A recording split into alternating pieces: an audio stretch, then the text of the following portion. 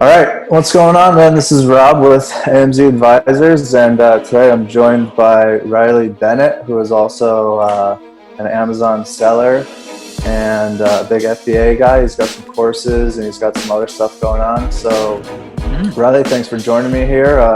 Why don't you give us a little bit of background and tell us a little bit of your story, kind of start to finish, and how you got to where you are today.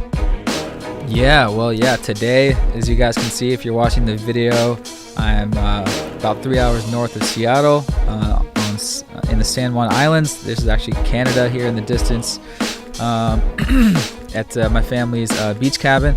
And I'm here just for a month. I bounced to Croatia next week. Basically been living that FBA lifestyle, which happens to be the title of my FBA podcast. Basically I went to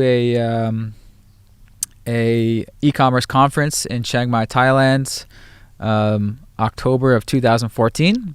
Got into Amazon selling at that time and basically never went home. So it started, my dream was to travel the world and be a digital nomad. It started actually in 2013. My business partner and best friend were in this FBA thing together. He did a semester abroad in Thailand, and I came out to visit him for 2 weeks with a couple of other buddies. Basically got hooked with the travel bug. He wanted to extend it. I was like, 2 weeks, that's way too short. So we were like, let's get a job abroad, let's work abroad. So we got to watching a lot of YouTube about like working in Thailand, living in Thailand, jobs in Thailand. Found Johnny FD's YouTube channel and his Travel Like a Boss podcast. We're like, holy shit, digital nomad, let's do that. And then he announced like not long after that he's putting on this dropship lifestyle conference in Chiang Mai, Thailand. We're like, oh, perfect, let's go to that conference. It was their first annual one. They now do it every year. Went to that, met a couple kids who were crushing it doing the private label thing on Amazon, and we're like, let's start doing that, let's try it out. Got into it, took off, and never looked back. Been spending most of the year out there in tropical Asia ever since, and I come back to visit home for summer. Nice, man. That's awesome, man. Good for you.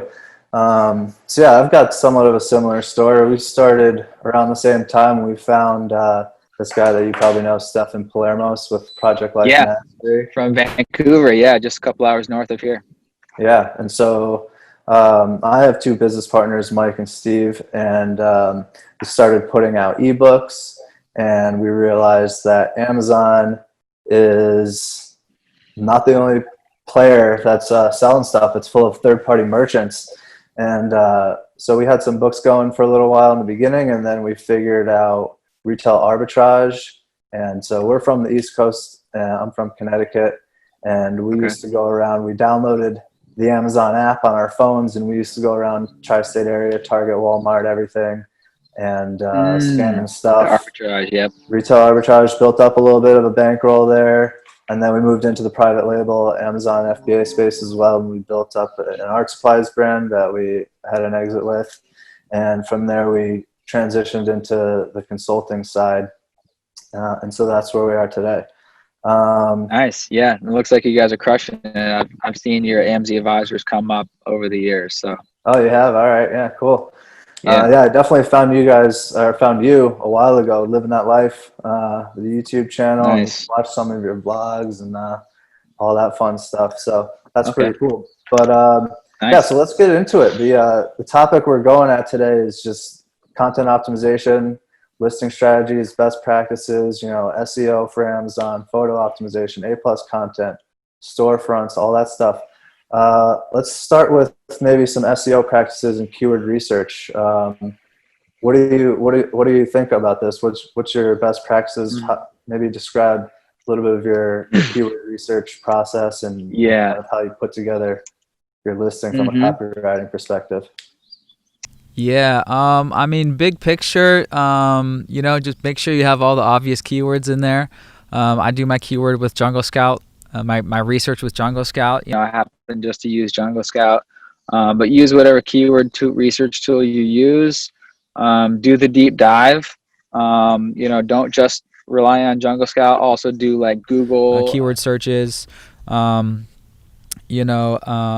Google Trends thing. Look for up and coming keywords, and then just make sure that just the main ones, obvious ones are in your title, and then the secondary ones are in your bullet points, and also in your description, and then anything that's not on your front-facing listing, make sure to have those in the back-end tab, or the back-end keywords tab inside your Seller Central. And that's about it. Just make sure the obvious keywords are there, and Amazon's algorithm it should make sense. Yeah. Do you guys ever use the subject matter field in the back end? I know this is pretty new, maybe not that new anymore, but about a year and a half or so. Yeah, I always fill that out, and like it always tries to give you those like predetermined subject matter things, and I'm just like, but these don't make any sense. So I just put in like my main keywords in there. Like that's honestly just what I've done. I have no data, but that's just what I felt like doing. So you're repeating stuff from that's already been in the title or the bullets or somewhere else. Yeah. Just kind of as a coverall, just in case. Yeah, I tend to repeat the main keywords, even in the back end, because I'm like, I know people have said that you don't need to, and Amazon says you don't need to, but I just like, it's just a feeling. I felt like repeating them just in case. I don't know. Yeah. A lot of people will also say things about maybe the title holds more weight. Keywords in the title hold more weight. Than having them in the bullet points or the description. Have you seen anything that would make you believe that's true, or you think that's kind of? It makes common sense. But honestly, I think at the big picture, Amazon's AI algorithm is what decides what's going to rank. The algorithm is smart. We don't know all the details of it. I think even though a keyword is not in your title and you're converting for it, you're going to rank for it. So it's all about Amazon's algorithm trying to figure out what you're relevant for, and if you convert well for it, you're going to rank for it. So exactly. I tell people not to worry too much about it.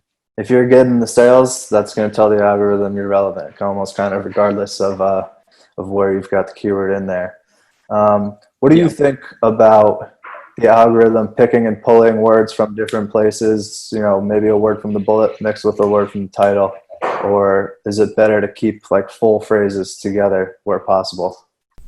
Oh, like if you have a long tail keyword together in the front end listing. Yeah, generally, if it's a long tail keyword, you'll probably want to write it that way naturally anyway in the bullet points or title. So yeah, write it how it makes sense, but Amazon's system does it individual word by word, based on what they say and what all the tools say. So they're both probably fine. Yeah, I think we kind of see the same thing. If you can use a phrase, and it's smooth and it works, use it. If not, I think the algorithm has you covered. It can pick and pull, and it can get you the indexing from there.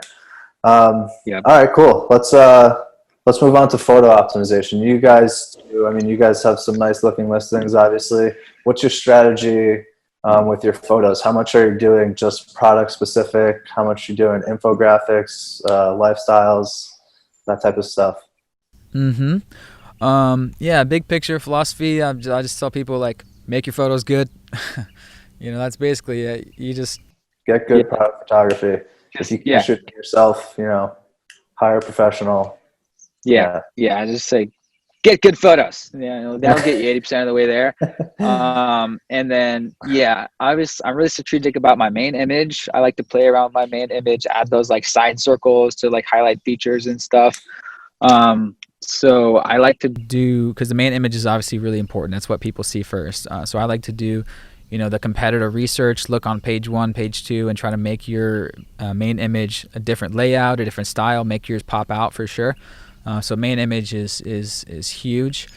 Make sure your main image is like describing all the features of the product, and especially your unique feature, which hopefully you have. Highlight that unique feature, because people are going to scroll if they can't tell that yours is different just by what they see on that thumbnail, then why should they click? So you're putting a little bit of text and maybe some icons and things like that right on your main image, so people see that from the search engine results page. I put icons on there. I know you're not supposed to, but lots of people do. So it's until the algorithm catches it. I've put icons and if it's simple text like 2-in-1, 3-in-1, blah blah blah, stuff like that. The basic stuff you see. But I tell people, put some thought into your main image, make sure that's standing out. Like put yourself directly next to the competitors on page one, and make yours look different and better. And then for the other images, I tell people like make sure there's a real good close up of your product, like on gallery image number 2, so they can really see it nice and close. The detail, really high quality photo that's zoomable. Obviously, ideally they can zoom in pretty far, so it's like 3,000 pixels at least. And then on the next slide, I like to put kind of like an overall selling the product, describing all the features in one. Like if you were to sell the product in one image, have that right there on towards the front of the slides. And then from then on, just use common sense, whatever makes sense. If you need to highlight something else important next, highlight that. But yeah, you're kind of hitting one product or benefit or whatever, strategically.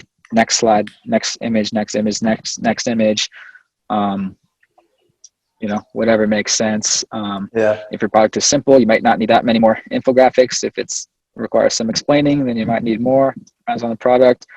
I actually just had a client onboarding call today. He had a supplement and he was missing faces. So they say you always want to have like smiling faces, even if it's a supplement, like have some people actually in there. People like to see people. Lifestyle images are huge. Yep. That even if it's a supplement, like Photoshop it into someone's, like a model's hand. So so you had mentioned the stuff on the main image. We have a little bit of a different perspective on. Have you seen? I wanted to ask you first. Have you seen anything get flagged or taken down from doing that? Actually, one of my old listings. So I listed an accessory product. Doesn't do a lot of sales. Like last year, it has icons in it, and we just got an email from Seller Central like last week that says, please remove the icons. So they must have some algorithm that does periodic sweeps, or I don't know how it works. And so you change the image and then it's back to normal. I guess what do they do? Suppress it in the meantime? I can't even confirm. I don't remember if it was suppressed or if it was just like an email. I don't remember. Yeah, I mean, I've seen similar situations. From our perspective, we have to treat it a little more delicately because we're working on behalf of a company as a consultant, right? And so there's it's kind of just about risk management and risk assessment.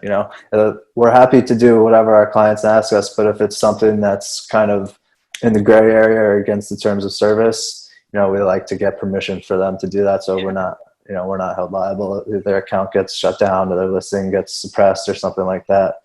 100%. Yeah, so one of the things that we like to do with the way we set up our listings, we kind of storyboard all the content from the bullet points, and then so we'll have like bullet point 1 is certain piece of information, and then we'll have the second photo kind of reiterate that in more of a concise format.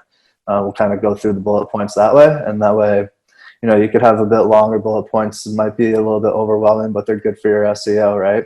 And so what shoppers can do is they can just kind of get all of that same information and basically present it in the same order through the infographics and the lifestyle photos as they're kind of swiping through, so they don't have to read the whole bullet, to get the main benefit and all the information there. Yeah, for sure. Yeah, a lot of people swipe through those images and don't even read the bullet points. Right. So, Yeah. All right. So what about A+ content? Are you guys trademarked? You have brand registry in the storefront and you get access to all that stuff? I assume so, right? Yeah. My philosophy again is just make it good. Tell people, make it good. There's so many different layouts. You can fill it all up. I see some A+, it's just like 2 sections. It's like, you get like fucking 5 sections. And I think they've refreshed that recently. You can add even more sections. Yeah. So, add those up. You can do the brand story section that goes off across all your listings. Add that in there. Whatever makes sense. Like I do like a frequently asked questions section in there for some of my products. I actually noticed that on one of your products, the frequently asked frequently asked questions. That's a really good idea. I think we might steal that from you and start using it. Yep. Feel One of free. the things we like to do is the comparison chart. We like to put that on a lot of our clients' pages. They have similar products. Put a comparison chart, and you could link up to other products, and that way you can cross promote and cross sell and all that stuff. If you got a listing that's got some pretty good traffic and maybe one that's struggling, you stick it in the comparison chart. Maybe you get some more sessions over there from that. Yep, exactly. We did it for one of our. So this is one of our main products, the sticky wallet. As you saw, and in our comparison chart, we have our iPhone cases that we sell, and so it's got two complementary products in the comparison chart, but basically it's just a place for you to list other products and with a clickable link. So above it I put recommended cases to get with the sticky wallet just above the comparison chart. So it's like we're just showing you, hey, these are the cases we recommend to get with it. It's not comparing the sticky wallet to anything. So yeah, you can put whatever you want in there, get creative with it. And then a couple big banners, showcase your product with those. It's the biggest image you can have, on Amazon. So make sure you make that real nice. And yeah. Do you guys do bundles with your cases and your wallet together? You sell them both in a package and that type of stuff?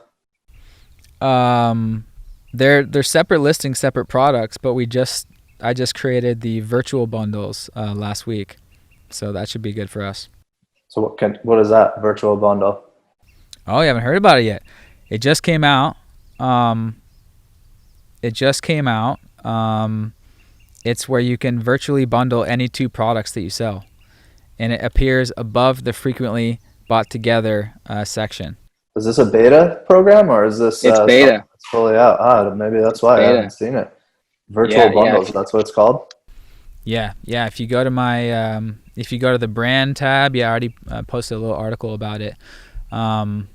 It's beta, so I guess you have to be invited, and we're on there. I already have a couple bundles live. If you go to my listing again, you'll see it. Cool. That's awesome. All right, cool. So and then you have your storefront too. Strategy behind the storefront, I guess, again, probably make it look pretty. Yeah, make it good, not rocket science. Make it good, use common sense. You can have a video on there if people didn't know. You can have a video front and center.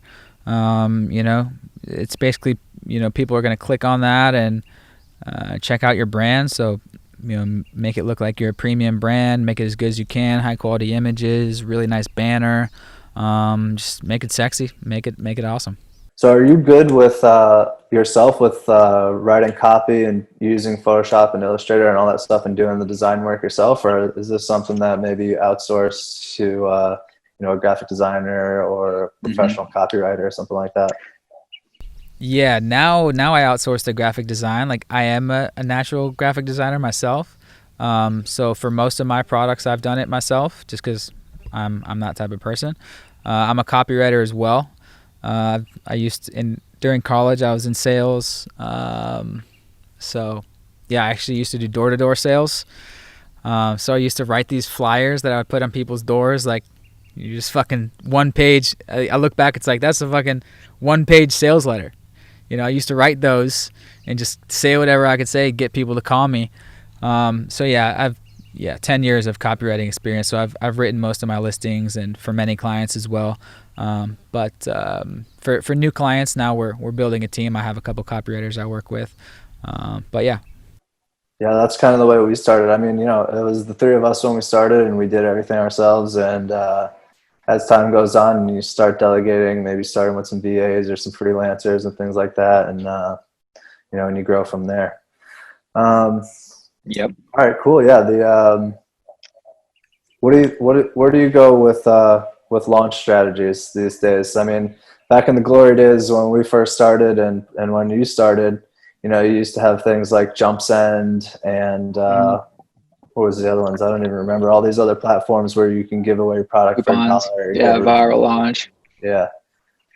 So what are you guys doing, I guess, inside of Amazon for launch strategies to kind of get the ball rolling? for new listings? Yeah, well, yeah, as you're referring to, people used to do the coupon giveaways, which is, Mm-hmm. you know, kind of what you're referring to. These launch platforms is basically promoting your Amazon coupon for 99% off or whatever to a list of people that signed up to get those, whether it's a Facebook group or a list or whatever. That's basically all that is. So inside Amazon, you know, get your first 2 reviews and then blast PPC. That's pretty much, you know, the gist of it inside of Amazon advertising.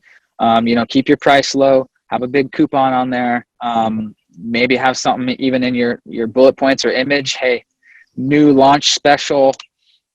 Make it exciting about your launch. You let people know that it's a discount right now. Make sure you have that sale price on there. So you have a regular price and then a sale price. And a little tip is, if you're doing some giveaways or if you can get some sales at that regular price first, then lower it to your sale price after, you'll actually get that cross out with the regular price crossed out.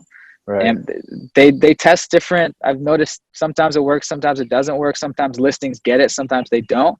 But I've heard if you can get some sales first without the sale price in there, so get some regular price sales first, then add the sale price. Then it should actually show that it's an actual sale price. So do that. And then off of Amazon, pretty much it's the same thing as before, just instead of coupons, it's rebates. So same thing, free giveaways, free after rebate giveaways, where people basically get your product for free. And the best way to do it is via search, find, buy. So they'll type in your keyword, search for it like an organic shopper, buy for full price, get the rebate after they order. So that's pretty much what I found is what most people do and what I do as well. Yeah, and so are you using traffic from Facebook or AdWords, or maybe you have an email list of your own already that you had developed over the years? We've been using an email list. It's not mine. It's actually another digital marketing company that I've been using. It's actually a referral. It's not well known, but they have an email list of like over 10,000. I've used it for many of my products with success. Boost the ranking, review rate is high. So yeah, we've been using that. It's basically the same thing as, you know, like an old viral launch. It's just through rebates instead of Amazon coupons. Yeah. So for reviews, aside from the normal things, are you guys using that request a review button in the back end, or you have full email sequences going out?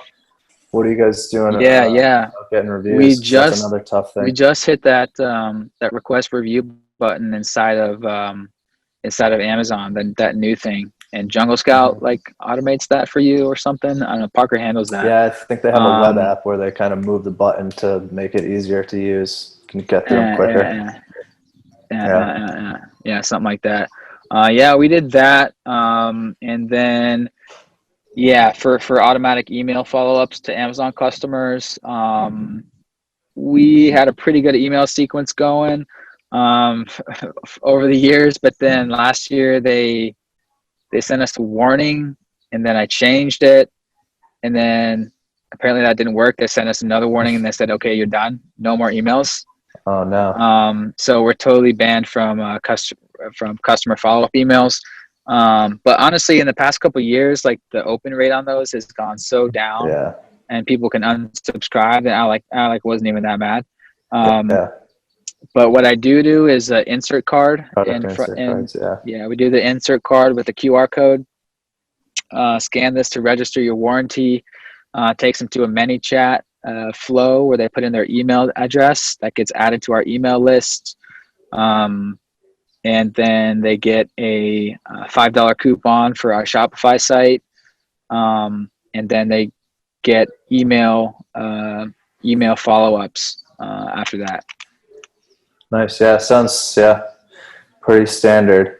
We actually tried something new just this past week. We have a lot of our clients are bigger companies, and so Amazon is just kind of one piece of their whole bigger pie there.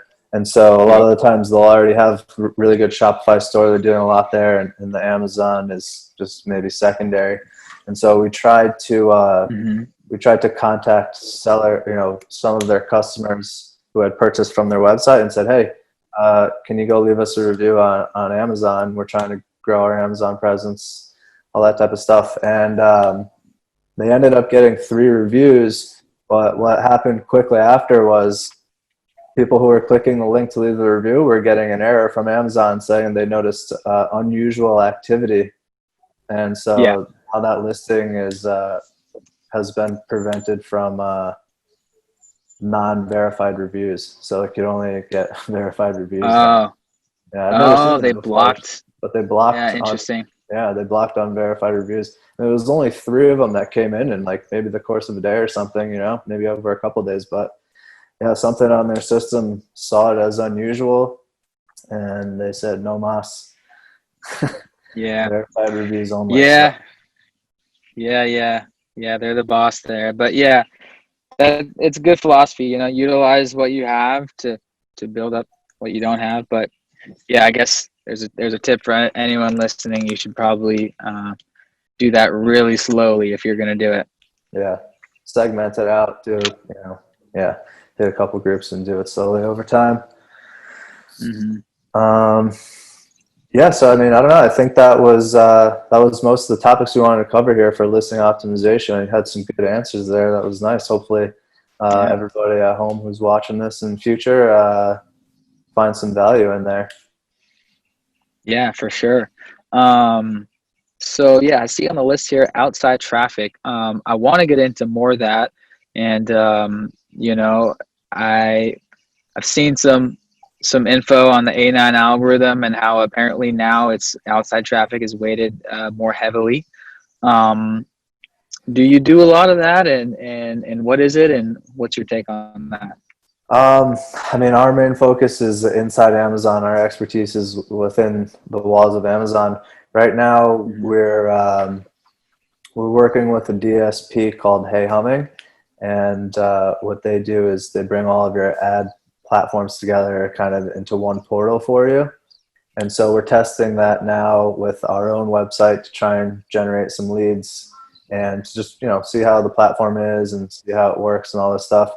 And if it goes well and we decide that we like it, it's probably something that we'll start offering to clients to drive outside traffic, and we can manage that whole thing. And they serve the ads, AdWords, Bing, like there's a ton of platforms that you put it all in once, and then it serves on all these different platforms. So yeah, another, I don't know, maybe a couple of weeks or a month or so of testing with that for ourselves, see how it goes, and who knows, maybe we'll move forward with that and start driving some outside traffic there. It was never that big for us because when you drive outside traffic, you can never really track where it's coming from. But now that they have the Amazon attribution, we can Yeah. find out like where these, where the people are actually coming from, which ads and all that stuff. So it makes it a lot easier for tracking and refining campaigns and stuff. So yeah, we're excited to see how Hmm. that goes. Yeah. But yeah, Nice. we just launched our campaigns like the beginning of the week, so we're still watching it and seeing how it goes. Nice. Cool. So that would be placing like an original ad on Bing, Google, see how Yeah, that converts. And then, so there's also the Amazon's retargeting program, which yeah, is Amazon dynamic display. What is it called again? yeah. There's display Um, ads and it's audience targeting, I think. yeah. So yeah, which is from my understanding, they're kind of changing how that works. So in the past, and maybe they still do this a little bit, but they'll retarget customers that viewed your listing and haven't bought yet, like Yeah, on Instagram, like automatically, like Amazon does that, and yeah, around the web on websites. But to my understanding, they're trying to move that into a more of a self-service, charge you extra to do that. yeah, Um, so, so yeah, that's definitely something I'm going to be sinking into and testing more. yeah. Right now, we're using that for a lot of our clients. We're using the display ads, but instead of Display ads.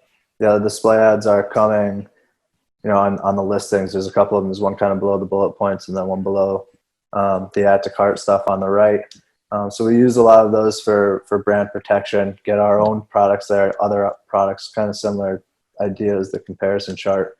But because if you don't do that, you know, other people are going to be popping up on your listing and you might be losing sales because of that. But yeah, they have the new one, the new audience targeting now. And so with this, you get, they'll retarget automatically for you on other Amazon owned websites. So say you went to a product listing that has these ads running and you go over to like Amazon Prime Video or something like that, they'll retarget, they'll serve an ad there for listings that, you know, that they've been to.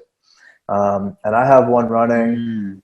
They're not getting too many conversions, but the clicks are just so cheap right now because it's so new and I don't think too many people are doing it. And so we had one campaign now that's been running on month to date. I think it has like 11,000 impressions, and I think 34 cents a click is where we're at. And then we had about $8 in clicks, and we had about $80 in sales on the month. So I mean, it was only 2 orders, but you know, for a 10% ACOS, the retargeting, it's getting a ton of impressions. So maybe there's been an influx of sales where they see this off Amazon and they're coming, and maybe they don't buy through the ad anyway, because I mean, 11,000 impressions is pretty good on retargeting through Amazon. So yeah, are you talking about the Amazon DSP? I'm on the Amazon advertising site right now. Amazon DSP is a demand side platform that enables advertisers to programmatically buy display, video, and audio ads both on and off Amazon. Is that what you're talking about? Not really. Let me just log back into my account. So we have all these 2-step things going on here. Yeah, this is I'm sharing my screen now, and I've been looking at this, so all their different types of advertising. Sponsored product, sponsored brand, sponsored display, beta, grow your business by reaching audiences on and off Amazon stores. Oh, and then Amazon DSP, that's their platform, right, where you manage it, I think. And then video ads, I turned on video ads for my products, and it's been good, making profit. It's been really good. Sales have been up like 20%. ACOS, video ads, huh? ACOS like 29%. So definitely boosted our profits with the video ads. Audio ads, something I haven't even didn't even know until recently. I guess you can put your an audio ad with about your product on like Kindle or fucking Alexa Prime Music or something like that. Yeah, we're not using the audio ads yet, but yeah, I was talking about the sponsored display, like you're saying, where it says you could retarget audiences off Amazon. So once you go to set up a campaign there, there's 2 options. It's either for targeting, you have audience targeting and product targeting. And so yeah, if you click Got it. If you click the audience one, it says placements off Amazon, no creative customization or anything, and it says the views, shoppers who viewed the detailed pages of your advertised products or similar products. Yep. Boom. Yeah, huge thing, guys.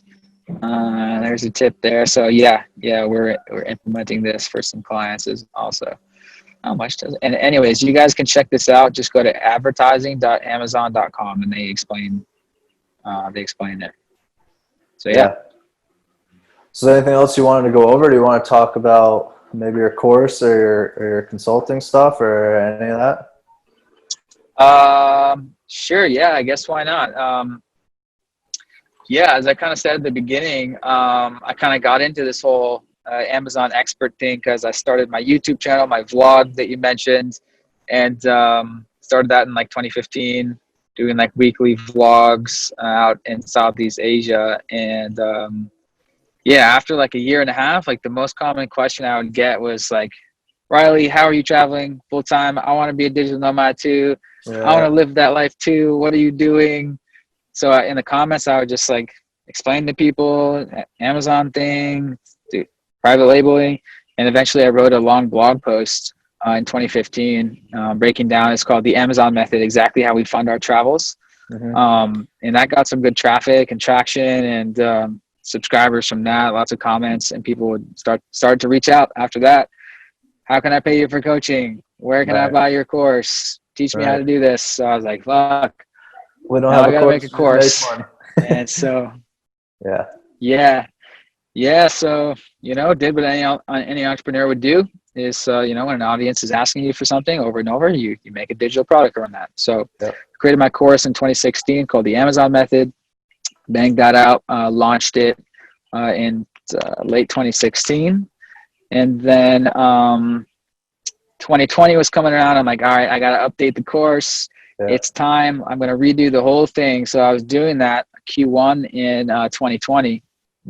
And then Corona hit, and I was like, okay, let's bang this out. I'm going to finish this ASAP. So I started banging it out in my condo. There's like an office space there in Bangkok.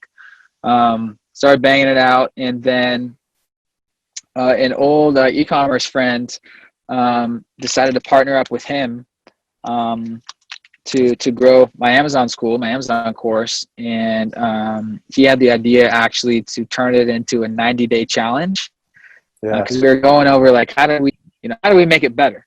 And he did the market research. He's like, no one else is doing it like a challenge. Everyone else is, kind of course, Facebook group, maybe, a live stream, hangouts or whatever. He's like, no one else is doing it like a challenge. And the biggest, and I learned this from my own students, over the years, most people never get around to launching a product, and even most people in courses never even finish the course. So we're like, how can we have it baked in? Like, if you sign up, you're going to launch a product. So he's like, yeah, we could do like a 90-day challenge. I was like, ooh, 90-day FBA. That sounds cool. Sounds good. So I changed the name of the course to 90-day FBA. It's basically not just a course anymore. It's kind of like a 12-week accelerator program. So it's a weekly Zoom call / accountability call with myself and my partner in it, Payman. He used to live in China, so he's like an expert in like logistics and sourcing and all that. So that's the course. Of course, it comes with the whole video course, updated 2020 and everything, and then it's that weekly Zoom call, and then also a Facebook Messenger chat. And we're talking in there pretty much every day. Ask your questions, whatever. So it's more involved. It's like a 12-week accelerator / coaching / consulting program. And this is what we came up with to solve that problem of, why do most people that buy an Amazon course, why do they never launch their first product? And that's the biggest thing, getting your first product out of the way, whether it's successful or not, it doesn't matter. That's a huge win in your entrepreneurial journey. And, whether it's successful or not, you're going to have to launch your second product and third product. So that's kind of what we came up with to force people. You are going to launch a product, and the goal is 90 days. And actually, it started 3 months ago. This is actually week 12 for group number 1, and everyone has their product chosen. A couple people have their test order placed, and it's going to be live on Amazon soon. So I think everyone's on track. It's going great. So they should have their products live soon. So everyone's got their product, man. And everyone's going to do it. So that's it. 90-day FBA. Super inspirational there. That's pretty cool. We have a course coming soon too. We're still wrapping up production, but we have a little bit of a different angle. Our website has pretty decent SEO. And the only thing we offer right now is the full service management. And so we want to have a cheaper downsell for companies as opposed to individuals who want to just bring it in house instead of hiring a full-time consultant. So it's more catered towards them. So same idea, a little bit different market, a little bit different segment, but we're excited to get that up and launched pretty soon. We should have that done in the next month or so. Yeah, that's a good idea. Yeah, I thought about that for sure. Because clients usually they already have a product. They already have a product. So the creating your private label idea from scratch is not the good fit. But I'll ask you about that later. Maybe there could be an exchange there. for people that that makes sense. Cool. All right, man. Well, thanks for taking the time, man. I really appreciate it. It was nice chatting with you, and have fun at home on your little mini summer vacation for the next couple weeks until head off on your next adventure. Yeah, starting soon, just a few days away. And like I mentioned to you on Instagram, I was almost going to hit Playa del Carmen, but we chose Croatia as it was one of the only countries that's open right now. Croatia. But I'm sure I'll run into you nice. someday. Maybe we will at some point. I like Playa. I like it here in Playa. I'm actually leaving on Friday, but I'll be back soon. And you're going to love Croatia. I've never been to Croatia, but I've been to Montenegro, and it's just like next one south. So all looks the same, man. It's beautiful out there. So if you haven't been, enjoy it. You're going to love it. Yeah, stoked. Cool. All right, man. Well, thanks again for doing this. Thanks for having me on. And you're welcome. We'll be in touch. All right, cool, man. We'll talk to you later. Bye-bye. Yep. Cheers. Thanks for listening to the FBA Lifestyle Podcast. Don't forget to follow on all podcast platforms, YouTube and Instagram. Ready to fast track your first or next FBA product? Ready to create a real product that leaves the competition in the dust? Then check out the 90-Day FBA Challenge, a 12-week accelerator program with weekly coaching calls where we help you go from zero idea what to sell to a product live on Amazon within 90 days. And download the free Amazon Secrets ebook, FBA Lifestyle, the Amazon Experts. Start your FBA business. Achieve the freedom lifestyle.